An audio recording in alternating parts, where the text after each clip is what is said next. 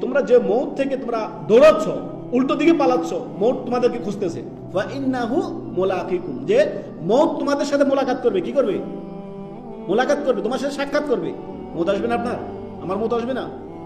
আপনি কোন ধোকায় পড়ে আছেন যে আপনার এখন বয়স ধরেন আপনার 40, ধরুন আপনার 40 বা 35 বা যে বয়স আপনি আছেন না কেন, আপনাকে এই গ্যারান্টি কে দিল যে আপনি একটা পরিমিত বয়সে যাবেন, 60, 70, 80, 90, 100-তে যাবেন? কে দিল এই গ্যারান্টি? পেয়েছেন গ্যারান্টি?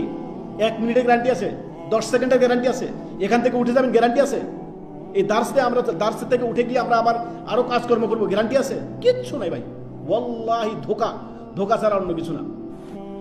মানুষ যেটা মানুষের কাছে সবচেয়ে অপ্রিয়, যেটা অপ্রিয় সত্য, সেটা হচ্ছে মৃত্যু।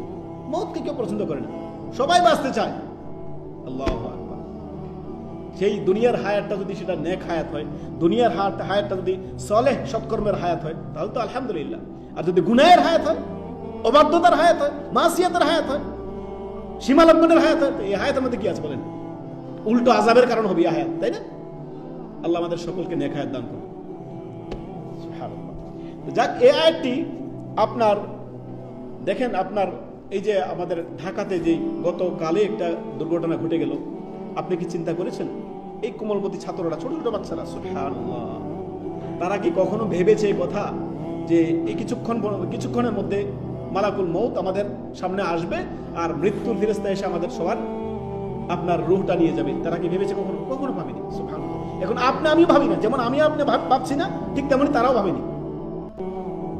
আল্লাহ রাব্বুল আলামিন বলছেন যে হে নবী, আপনি তাদেরকে বলে দিন যে ইন্নাল মাউতাল্লাযী তাফিরুনা মিনহু ফাইন্নাহু মুলাকীকুম, মউত তোমাদের সাথে মোলাকাত করবে, সাক্ষাৎ করবে, তোমাকে ধরবে। মউত তোমাকে ধরে নিয়ে যাবে কোথায়?